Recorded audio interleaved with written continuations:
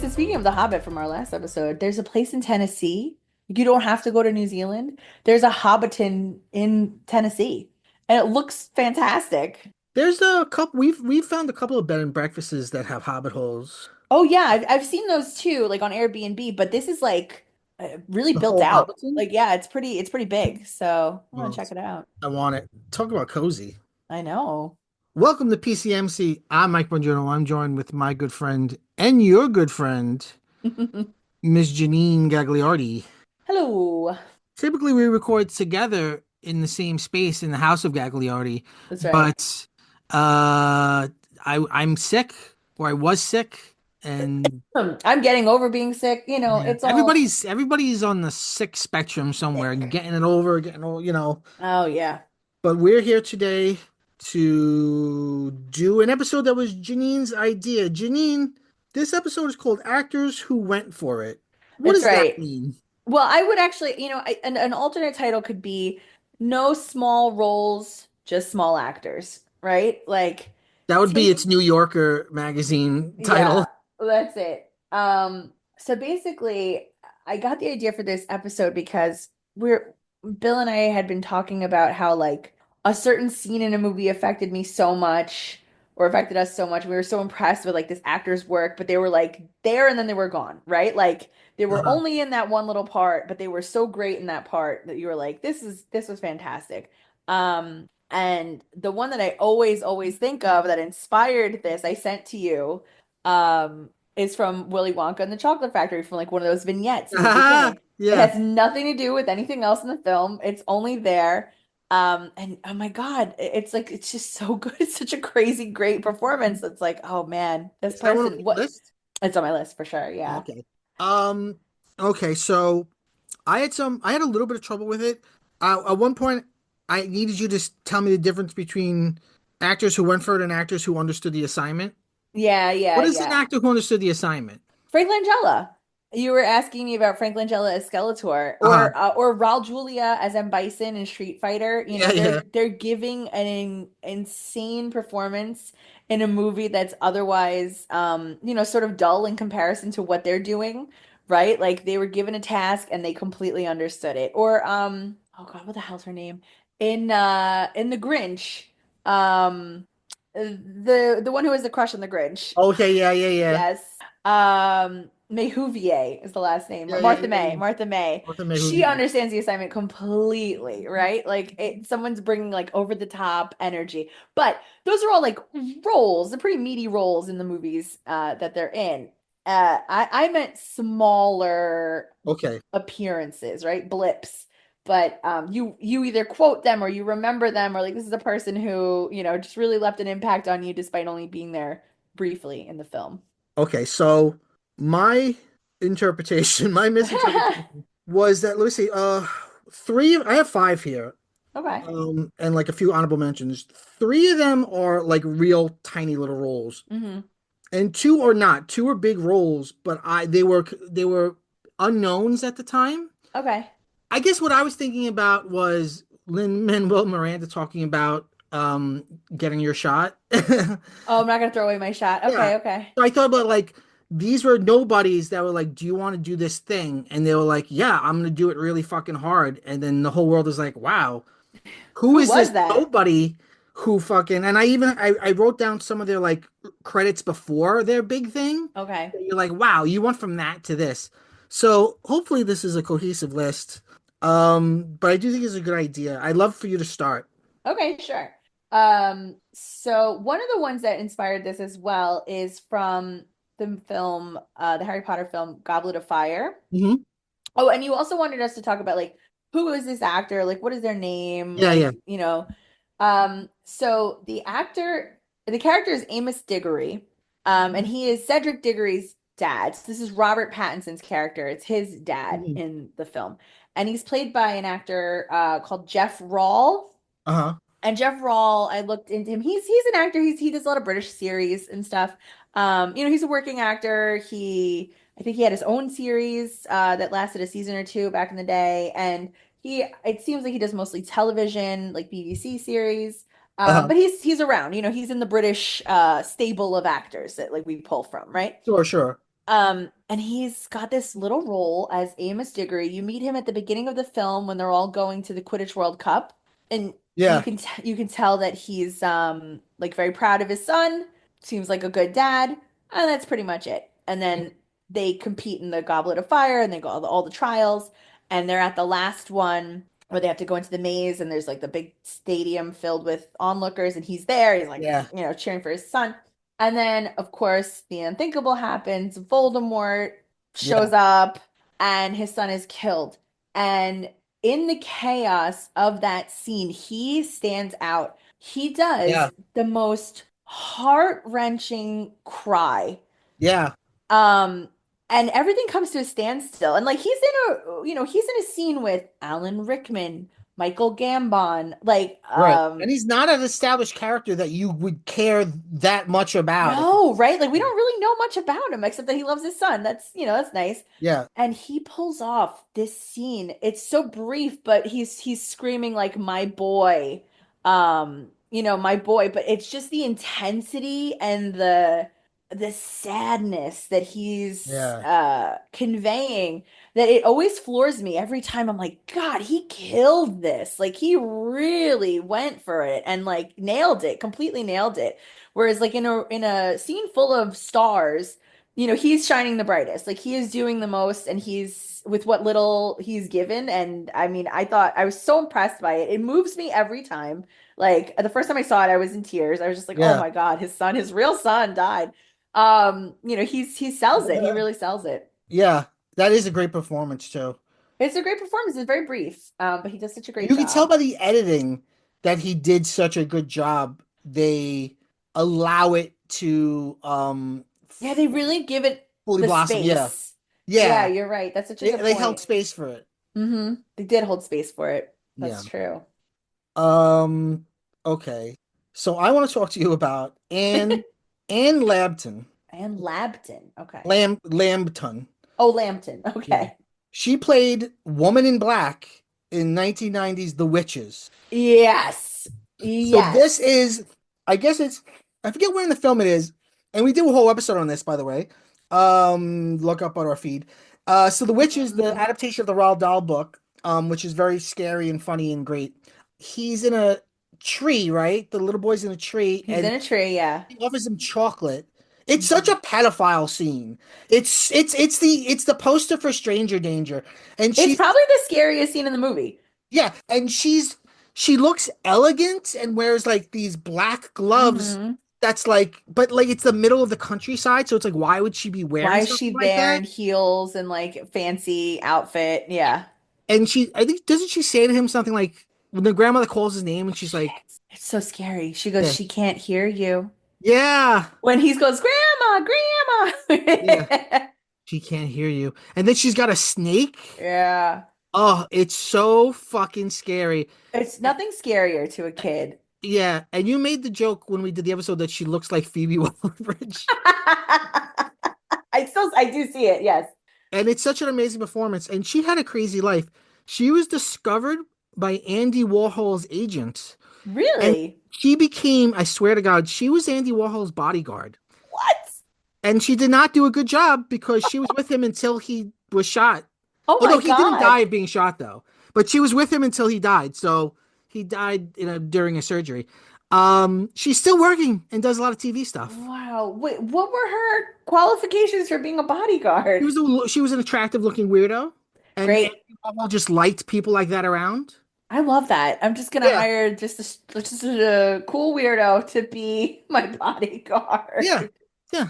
Incredible, Oh incredible. my God. Yeah, no, that's a great pick because it's true. She's extremely memorable and she just does such a great job. She does what she was there to do, which is Yeah, scare the shit out of you as a kid. yeah. No, it's And it's a beautiful scene. It's it's such danger. It brings into. yeah. I think that's what makes Roald Dahl good is even though there's kid stories, like there's real danger. hmm Yeah. I mean, you can use it as a scene to teach your children about stranger danger. Like, look, she's trying to entice him.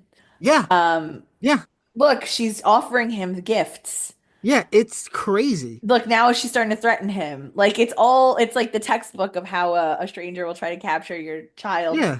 Yeah. Woman in Black. That's right.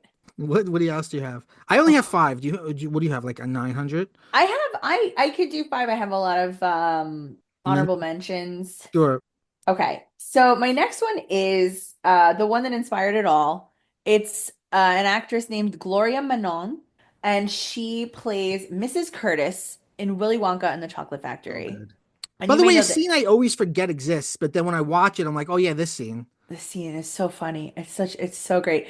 It could be lifted and be like from a procedural, right? Yeah. Like it It's its own little movie. Yeah. And I was reading a little bit about the scene because I feel like every so often it shows up in somebody like on TikTok or something, and people are like, this scene went so hard, it was so great. Um, and so at the beginning of Willy Wonka and the Chocolate Factory, like as Wonka fever takes over the globe, you have a series of like unrelated vignettes that have to do with the Wonka bars, right? And so it opens on oh God, I don't remember his name, but this like sort of hard-boiled like detective actor, right? Who's got this Yeah. great deep gravelly voice. And he's like, we don't know what the kidnappers want yet. You know, they haven't made a ransom request. And the wife, Mrs. Curtis, is absolutely stricken. Uh she's sort of reaching hysterics where she's like, I don't give him anything they want. I just want to have Harold back. So dramatic, like just this great voice. And they get up, they tap the phone, the kidnappers call, they get off the phone. She's like, I give them anything, anything, she's screaming. And like, they want your case of Wonka bars. And she goes silent and her face falls. And he's like, Mrs. Curtis, it's your husband's life for your case of Wonka bars. And she just delivers the punchline so great. She's like, how long would they give me to think it over? Like, it's so So good. funny. In reading about it, one of the critics pointed out, like, despite feeling unrelated, it has the dark humor that Roald Dahl loves. And Roald Dahl also helped write the movie and apparently loved it. Like, he actually really liked this adaptation. Our second Roald Dahl lady on this list. That's right. Um, so loved it because it also illustrates the childishness and the greed that he highlights Yeah. throughout Charlie and the Chocolate Factory. So but yeah, she sold it. She was completely amazing. And apparently she was in acting And they play it so dead serious. dead That's serious, what makes right? it work. There's no smirking at all. It is totally, totally serious. You believe her and you Yeah. believe the scene. The Um, and it's not cop's funny until indignant. it's a Wonka Yeah. Yeah. bar. And the cop's reaction is so funny. Yeah. Like, come on. Like, what do you mean? Are you crazy? And oh, she's really got to consider it. Yeah. It's Despite funny. obviously just moments before insisting that nothing could come between her and her husband. Yeah, so apparently she was an acting instructor. She was a drama teacher. It's great. And she was in a lot of things. She has a pretty long IMDb list among these people.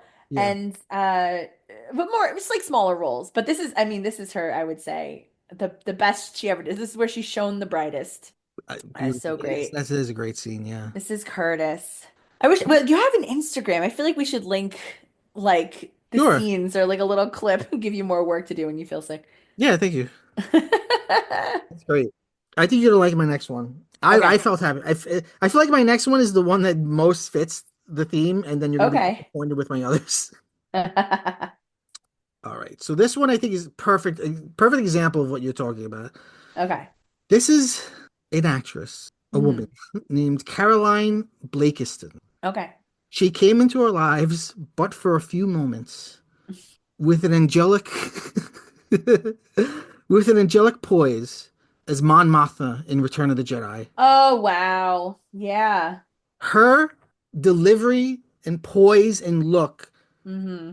was so enchanting that it immediately led to the character being used in novels and Hmm. comics and being spun off.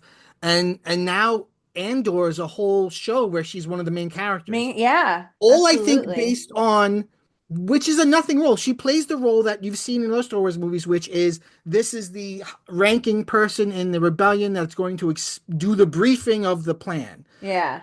This is before the this is after the Jabba sequence. This is before they're going to go to the moon of Endor and break and turn off the shield so they can destroy the second Death Star. She's just there explaining it, but she's in this elegant like white dress and she speaks with this great poise. Mhm. You're just immediately like, who is this person? Yeah. Why have I not seen her before? And I think her performance is so strong.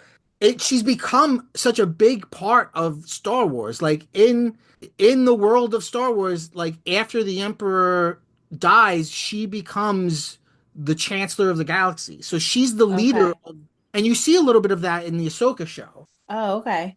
Because that actress is also in Oh, is it Genevieve O'Reilly? yeah. There's a new Okay, actress okay. who played her in a deleted scene in episode 3 and now plays her in Andor and Ahsoka. Yeah. But this woman, Caroline Blakeston, she mostly works in the UK, Hmm. TV and movies from the 60s. She's still acting today. She still does little stuff, but to us, she's Mon Mothma. Well, I completely agree. I love this choice because I think with all of these things, like the key to somebody who like really hit it out of the park and was given very little to do, it's like they leave you wanting more. Like I want Yes. more from this person.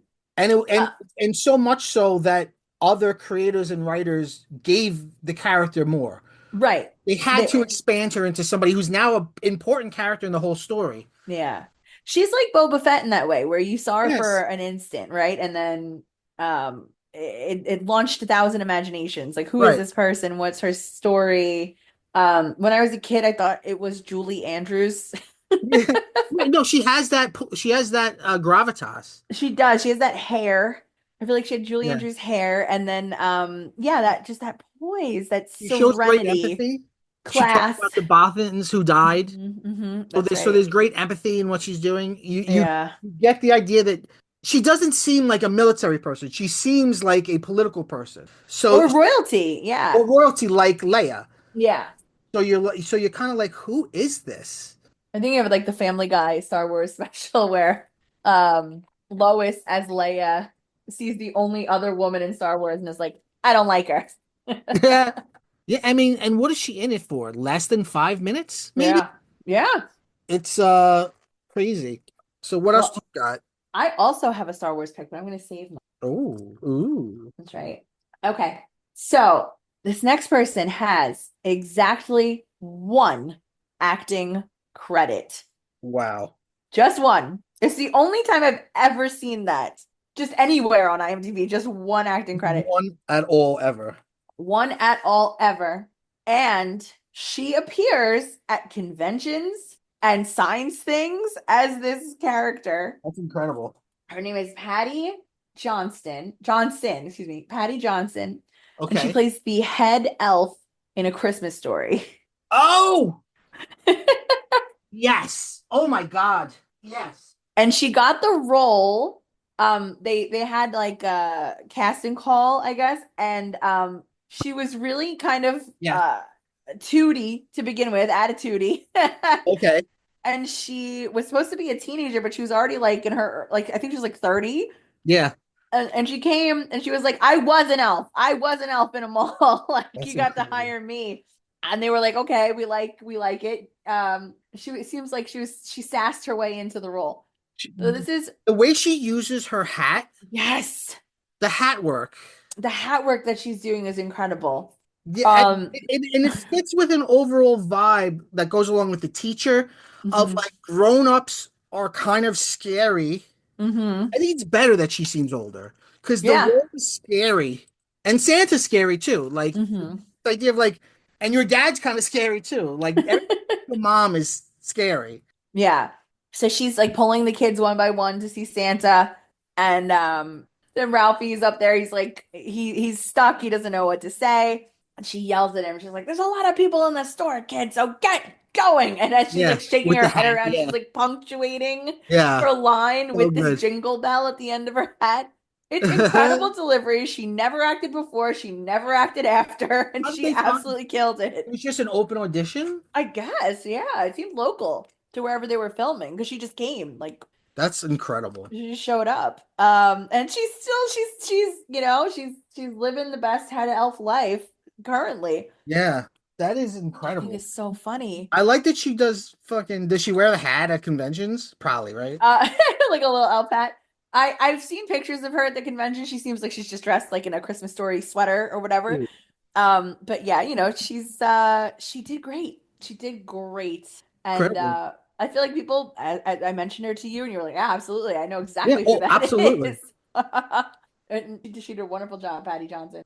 People find it sad when people do things like that. I think it's lovely. I think I don't, it's I, great, yeah. I should have said this before, but um, me and Jen met Mike TV and Oh, really? um, Veruca at the Alamo in Staten Island. They were presenting the movie, Oh, no and way. they were like talking to people after and taking pictures. And they were very cute. They had nice stories. They had a little bit together because I asked them, like, I was like, what do you think of the Tim Burton version? And they both were like, Tim Burton, I don't know what you're talking about. Um, yeah, and it's like, yeah, of course, like we so valorize fame in this country, so the idea of like being famous and not seems sad to us. But Yeah. it's like imagine you're like just in a good movie and you get I Yeah. was in that movie. That's awesome. Like, why not? That's a very good one. That's a That's very a good fun one. one. Okay, so this one's really breaking the rules. Because this is remember in my head I'm going for this idea of like it's a shot, it's a chance. Okay. I'm giving you a shot. Okay. This is a second shot. This is you had it, you lost it all, and now you're getting a second shot. Okay.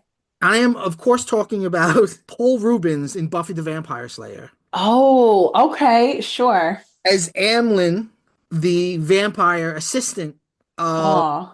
the main vampire. So Paul Rubens was a part of the Groundlings. In 1978, he created the groundbreaking character Pee Wee Herman, which had a stage show and many talk show appearances.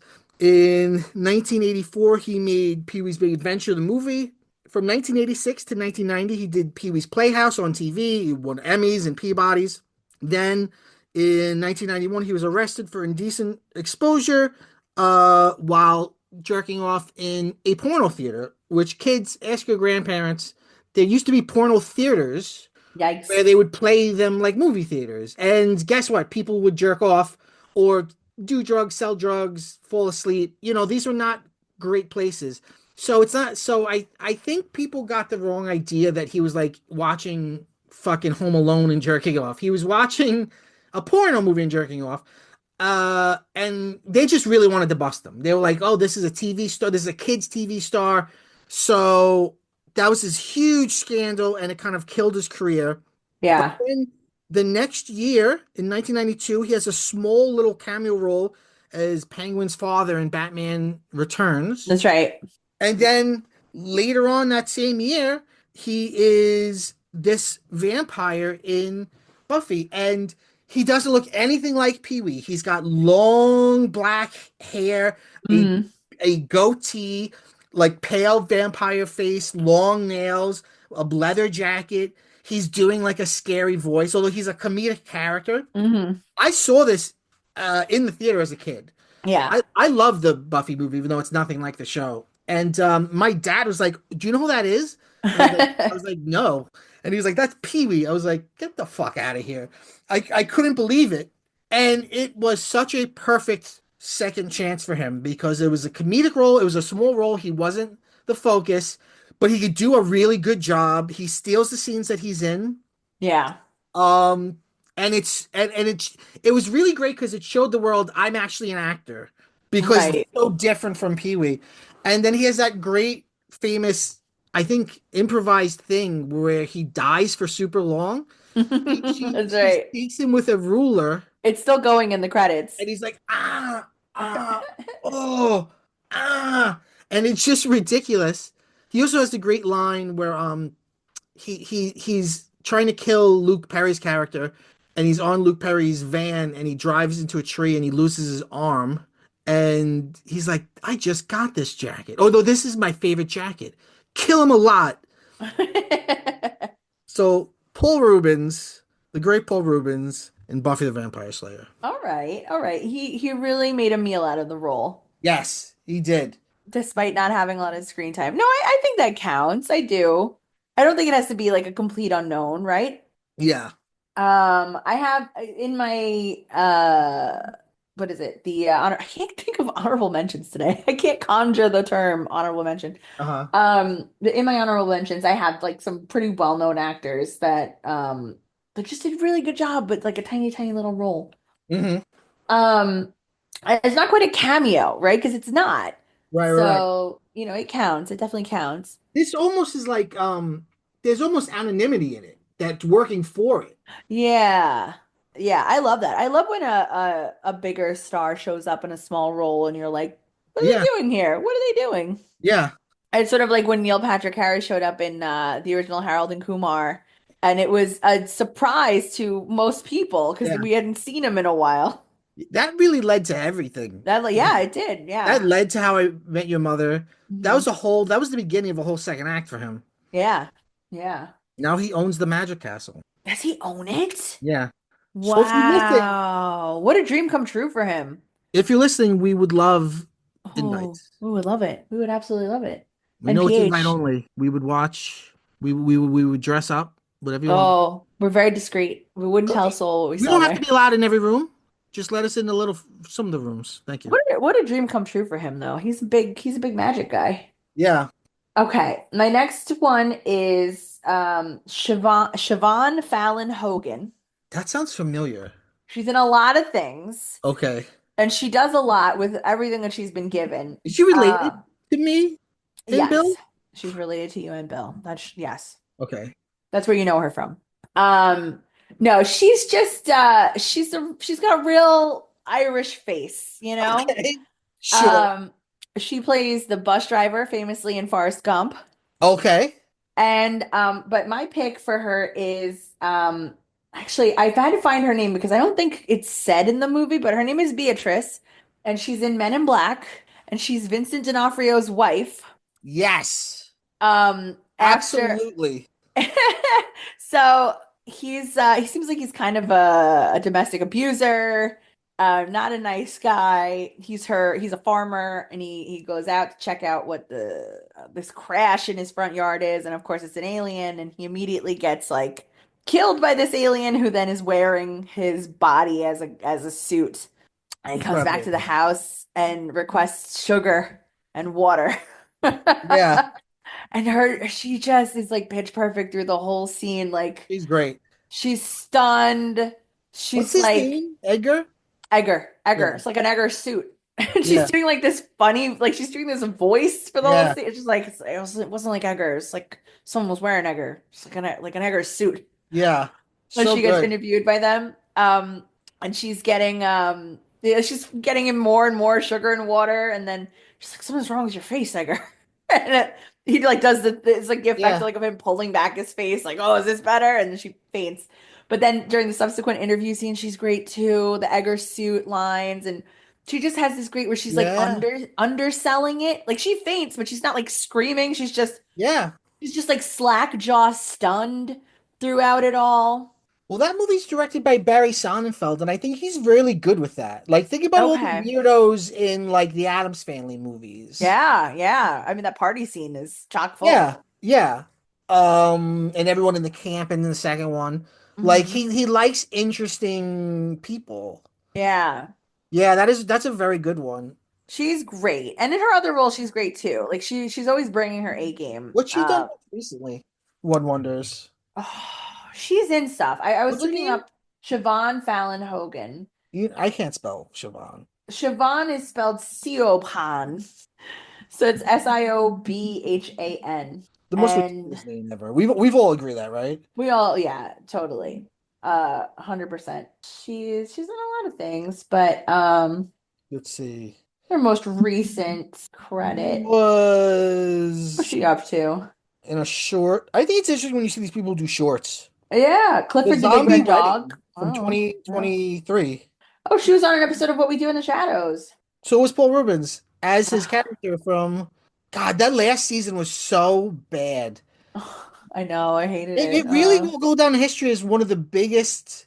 Like, I need to watch a video essay on how that happened. Did they fire all the writers? I don't know. I like the last episode. I thought it kind of It was it okay. worked. It worked for me. It was okay with. I like the idea that there were other documentaries and shit, Yeah. but the season itself was what a fucking bummer. Oh. Um, 16 episodes. Oh, she was on Wayward Pines, and she seems to have been a main character. it's interesting you see these people and it's like one episode of this, one episode of that, and it's like Yeah, working yeah. actors.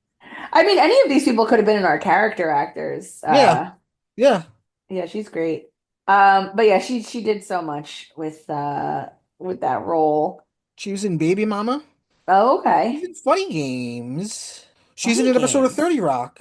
Yes, she plays one of Jack Donaghy's sisters. Oh, Hmm. interesting. Interesting. Yeah, that's a really good one.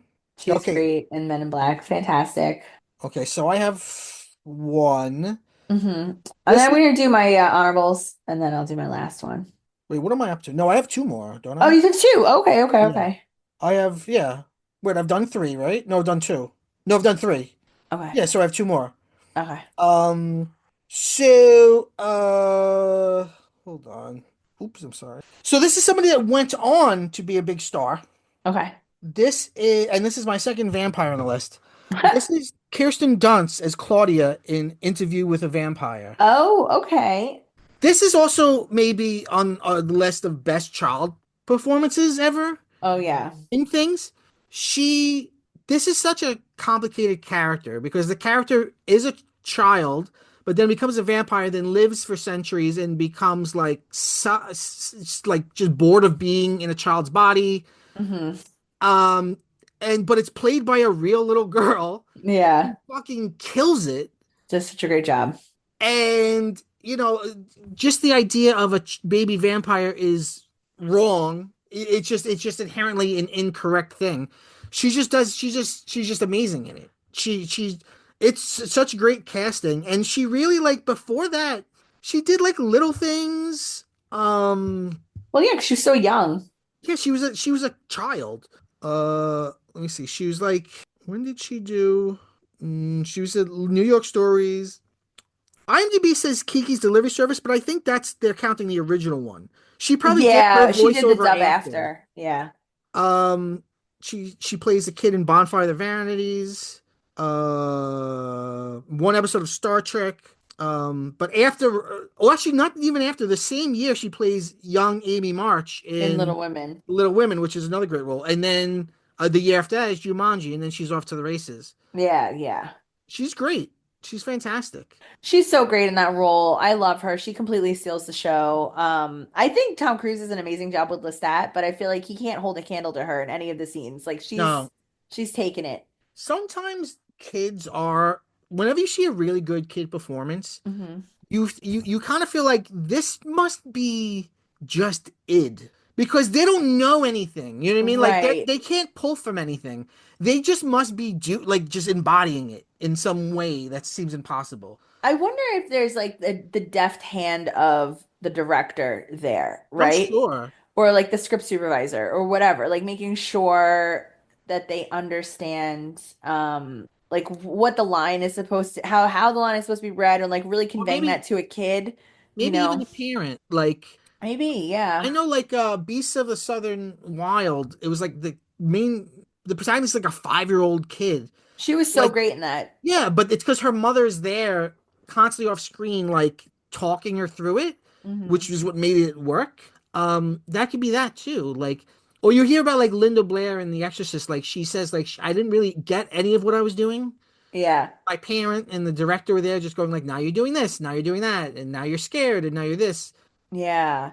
Yeah, but she so sells that she's 150 years which old or is however, nuts. which is crazy. Like she's so angry and tortured and just like frustrated with her body that she is still a child. Like she so wants to be a woman. And it's not like Peter Pan, right? Like she has wisdom. She is gaining a Right, knowledge. Like right. her mind is mature, but her body is not. Yeah. And her mind can, like, her body can never match what she feels inside. Um, so yeah, but there's so much of that. She conveys that tension, which is Yeah, crazy. right. Like, how is that even possible that Right, she like how is she did that? succeeding? Right. It's so good. I mean, I almost want to say it's her best performance. I mean, But I think she's good. She it's is up good. there. I like Yeah. her very much, and I like her, roles as an adult. Like I love Maria Antoinette, and I think Right. she's great in Eternal Sunshine. I haven't seen her seasons of Fargo, but apparently she's very good. Uh, but yeah, like she kills it in that role. She's fantastic. Yeah. So And what do she said like when she was a kid, Anne Rice invited her to a Halloween party afterwards, and uh-huh. people were like, she said it was extremely surreal and like it was the strangest thing that had ever happened to her as a kid because people were throwing flaming roses at her, What? like at her feet to like celebrate like this vampire. When you go to an Anne Rice party, I was like, oh what are my you God, expecting? leave this little kid alone.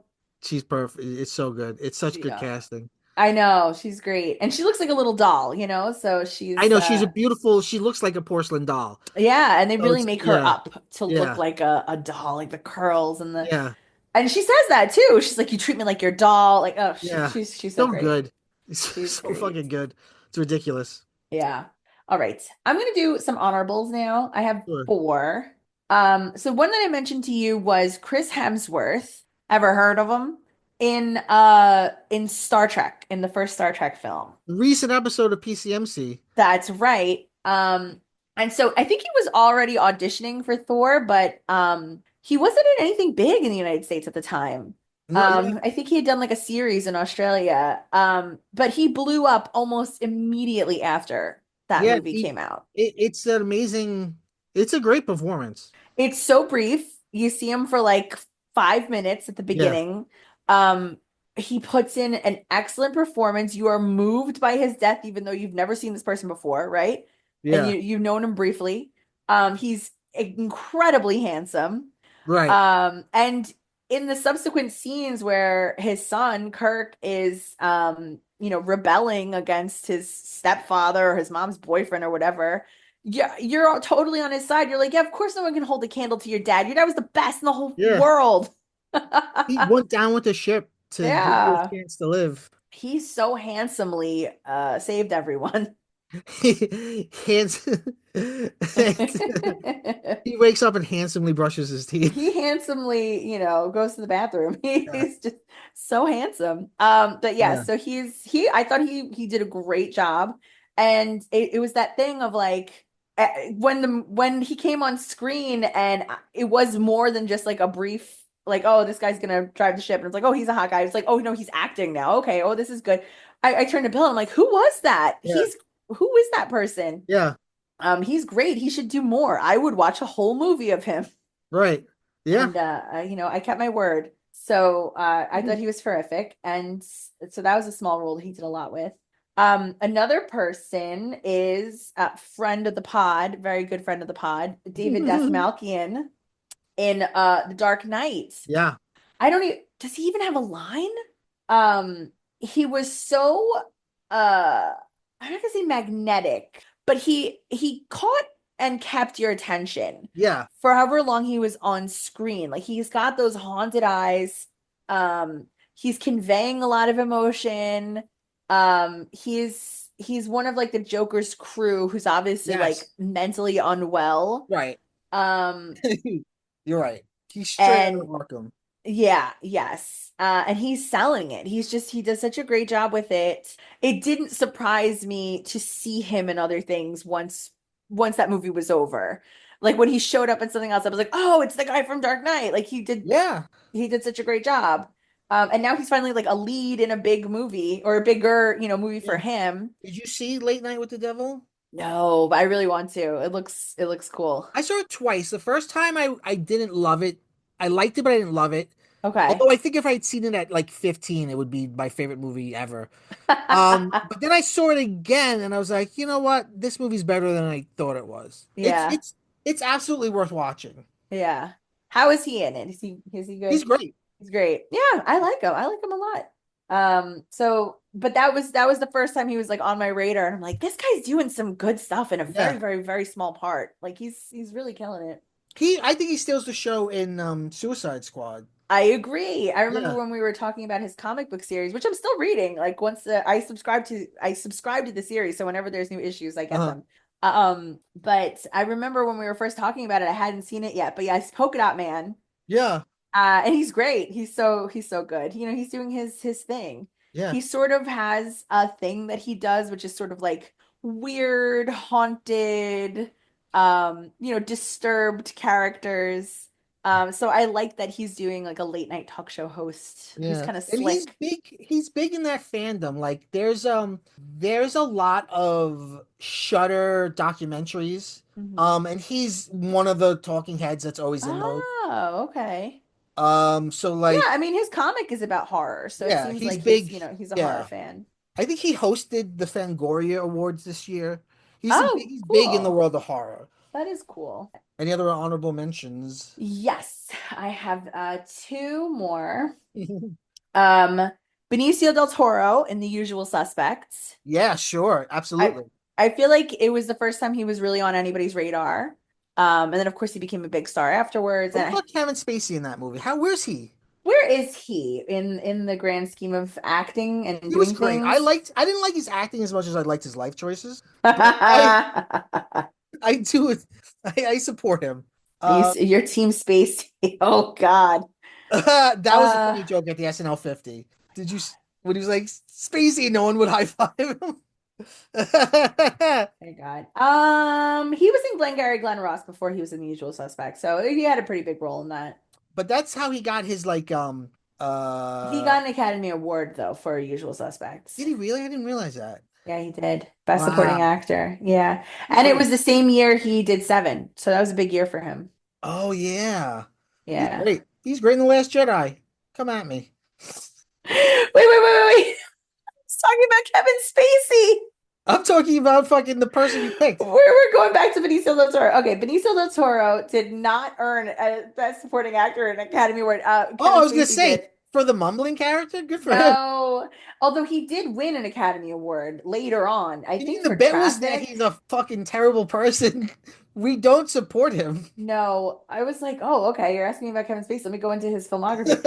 I All right. know where So he is. He's making videos coming out against Guy Pearce. fucking weird. Such Basically a saying you asked for it weirdo. or whatever. I don't know what his defense is. His defense is always that he's gay. And it's like, what? A lot of people are Fine. gay. Not everyone is a criminal, you psycho. Okay. No, Benicio del Toro has won an Academy Award for, I believe, Traffic. Hold on, let's see. Oh yeah. Yeah. It's giving me the list of awards that he's gotten, but not. Oh, no, he actually won an Independent Spirit Award for Usual Suspects. Okay. And he won an Academy Award for Traffic. The second best Wolfman. That's not Oh, nothing. That's nothing to sneeze at. interesting. Fear and Loathing in Las Vegas. Oh, right. He's great in that. He was great. Um, he went viral a couple years back for his performance in Escape at Dannemora. where it's like it was the real life escape from this Dannemora prison that occurred a few like I want to say like 10 years ago or something. Ben Stiller directed it, but it's not funny. And he just has this absolutely crazy performance where he talks like a scary monster through the whole movie. He's another one like we were talking about in the last episode, Robert Pattinson, who usually will pick a voice and And then yeah. make choices after that. Well, that was in The Usual Suspects, right? So he plays Fred Mumbles. Fenster. He Yeah. mumbles the entire film. He shaved his eyebrows off for the role, or no, he shaved his hairline to make it look like he had a receding hairline. Incredible. He was just making all the choices, and he was so funny. He's hysterically funny in it. And everyone was like, "Who the hell is this guy? Where did this person come from?" Yeah. And that's what you want with these things, like Yeah. and it launched him. I think he was in a romantic comedy with Alicia Silverstone like the next year or something. Yeah. That's a good one. That's a very good Yeah. So he did great. Um, and then finally for my honorable mentions, I would like to, I don't even know this person's name. Apparently they were a real life handsome cab driver in Central Park. And it's the guy who when Louis Tully, uh, played by Rick Rick Moranis. Moranis in Ghostbusters, is possessed Yeah. by Vince Clortho, and he's talking to the horse, and he's Yeah. like, "Hey, buddy, you want to make a deal for a ride? You talk to me." And then Yeah. he growls at him, and he goes, "What an asshole!" This guy was almost on my list. Really? Oh Yeah. my God, he's Him great. and the blonde at Lewis's party. Oh yeah, she Loretta. Yeah. Who's like, Well, listen, her it's name's not okay. Loretta in the movie. She's Loretta in Cheers, but I always remember Oh, her as okay. Loretta. Yeah. Yeah. So she's, yeah, I love her. But yes, I love that guy. I could not find his credit. I don't know what his name is, but everything I read said he was a real life handsome cab driver and that he drove for many years and possibly is still doing it today, but I doubt that because he would be 100. The what an asshole line is such a big What an laugh too. asshole. Yeah, it's such a huge laugh because Bill was saying he's like, that's not what you would call that person, right? Like he would say like he's a psycho or like what a lunatic. New Yorker thing of like He's an he's possessed, asshole. but he doesn't even like read it as that like, oh, what an asshole. Oh, he's an asshole. This guy's an asshole. I loved it so much. It makes me laugh every single time. Oh man. All right, so do you want me to do my last one? Sure, yeah. Okay, so this is my Star Wars one, and it is Paul Brook as Malakili. You may know him better as the Rancor Keeper in Oh, Return of the Jedi.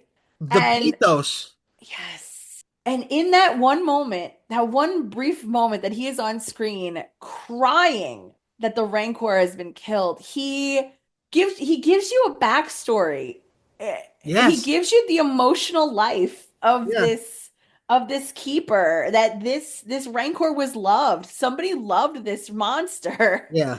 He loved this monster. And I don't know, is someone else saying too bad or is he saying too bad? I feel like his friend consoling him. Someone else is like patting his back and like trying to comfort him. And saying like too bad, too bad. Like Yeah. that's the line. Yeah. And it always like I'm always like, oh my God, this poor guy, this poor Yeah. baby. Like he lost his Look at what buddy. look what Luke wrought. But look what did.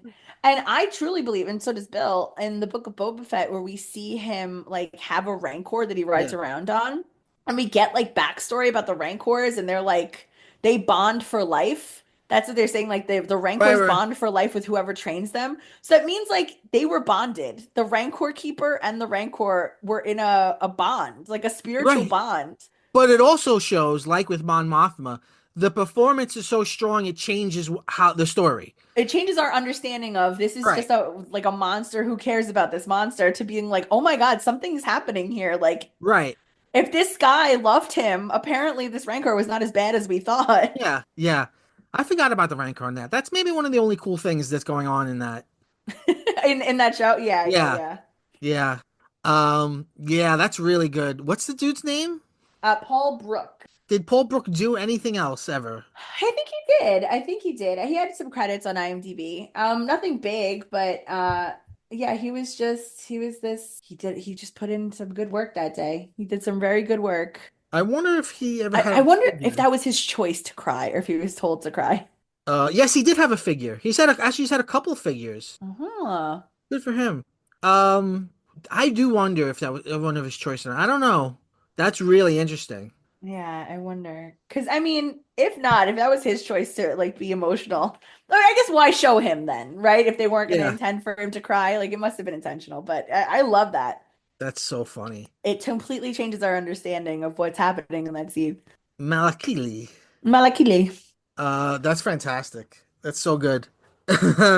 Let's see. I have two honorable mentions and then my last one. Although I should say none of the like I'm not giving them to you in order.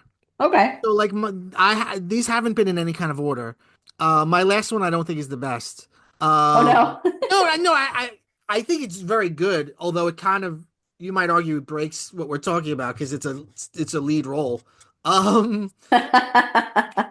so one of my honorable mentions is Burt Young in Rocky as Paulie. Okay. He was like a nobody. He played a lot of tough guys in movies, like characters with no names, and then he gets this role and he fucking just goes for it. He decides, let me just play him as fucking insane. Because really, on the page, he's just written as abusive. Like he's just abusive to his maybe intellectually disabled sister. It seems like Mm. she is in that first movie, and then they back off of it in the sequels. It does Um, seem like she is, but he also seems like he is.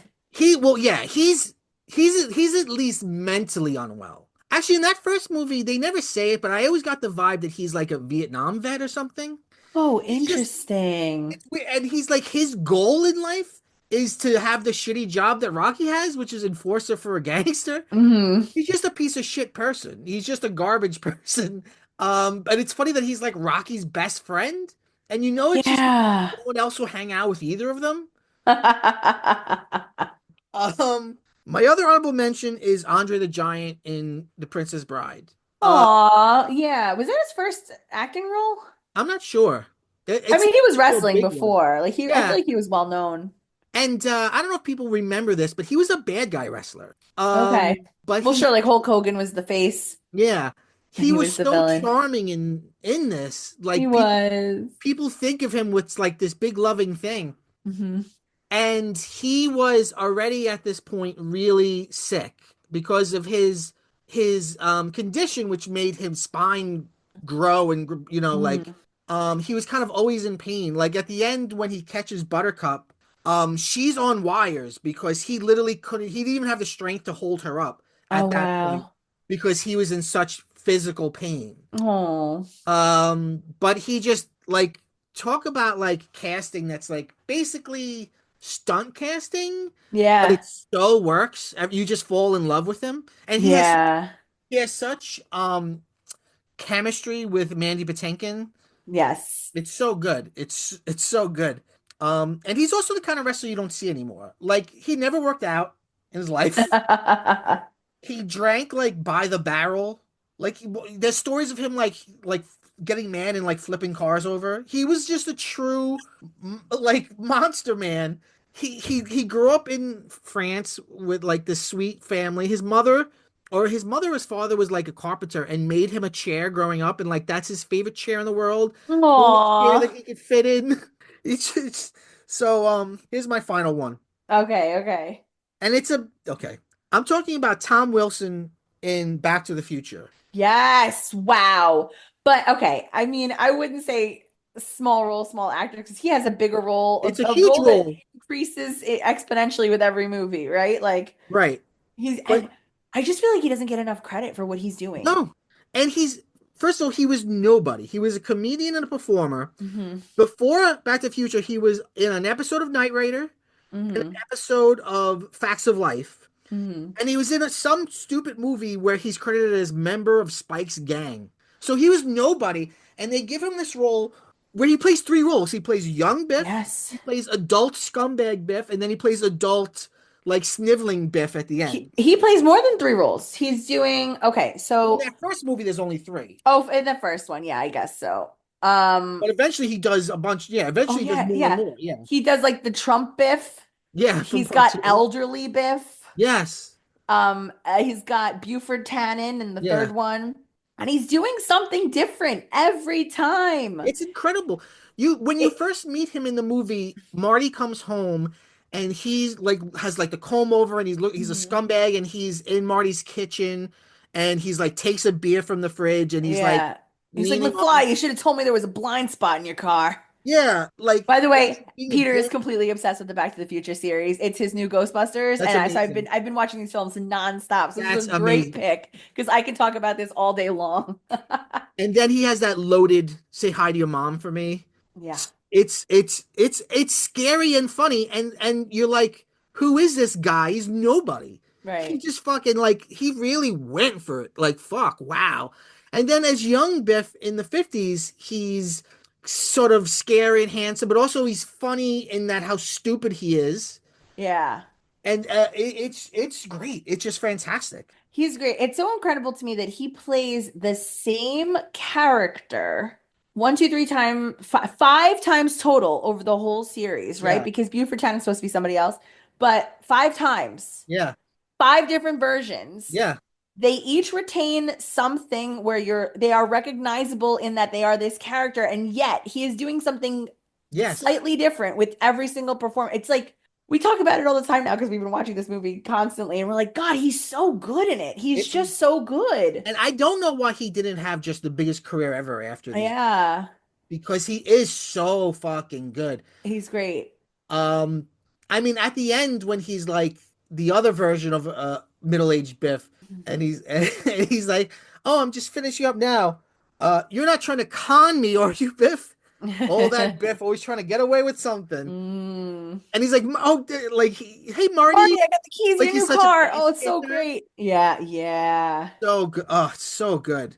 So good. Tom Wilson. He's great. He was great in the hell's that cop movie, the Paul He Feig. he Oh, Heat. Yeah, yeah. the He's Heat. great. The He's Heat. the Heat. He's the captain. Yeah. You look you look great. I'm 40 years old. Oh, I'm sorry. Oh, my kids My call me Grandpa. Yeah, he's so funny. He's so good in that. He's hysterical. Yeah, I love Supposedly he's him. very conservative and religious. Maybe that's had something to do with his career. Oh, But weird. but Okay. I looked around and he hasn't said anything stupid online. He keeps it to himself. All right. Well, yeah, everyone's entitled to have Yeah.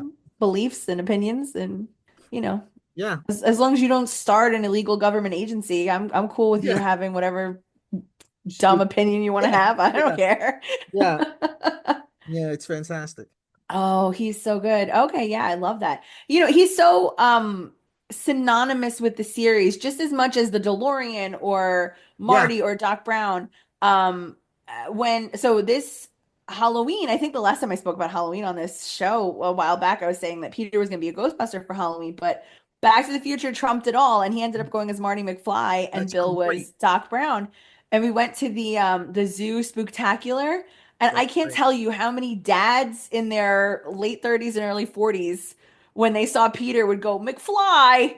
That's great. It was terrific. It was really wonderful. Fantastic. That's so good. Damn. Well, this has been actors who went for it. Or what's Really the other went for title? it. No small roles, only small acts or small performances, right? Yes. Is that the saying? It's like a thing. There's Yes, a yes, yes. saying. Am I Right. There's getting no it? small I role. might be getting it wrong, but no, let me Right, right. see. Because There's when you no small complain that you have a roles, small role, the director says there's no such thing as a small role, only small actors. only small actors. That's right. It is a famous quote attributed to the Russian acting theorist Konstantin Stanislavski. The Stanislavski method, all right, meaning even a seemingly minor role can be impactful if the actor playing it delivers a strong performance, implying that the quality of the acting, not the size of the role, determines its significance. That's So right. there we go. A bit part. That's it. Every character actor in their own little sphere is the lead Mm. of their own movie. Now, Biff, when you say, "What are you looking at, butthead?" I want you to really feel that. I want you to. This man, even though you shit on him, he's really taking the life he wanted. Yeah, that's right. So good. Oh man. But yeah, so that's This was a great episode. I'm sure I'll think about more of these. yeah. Or now whenever I see somebody who's like really doing it, I'm like, God, this would have been a good one. Yeah, yeah, yeah, yeah, But I feel that way about the character actors too, since we did that episode. I'm always like, oh man, I yeah. should have included this. Oh well. Well, Jeannie, thank you so much for being here. Thank you for having me. I hope you're feeling better quite soon. Um, How do we end these? oh, go bye bye.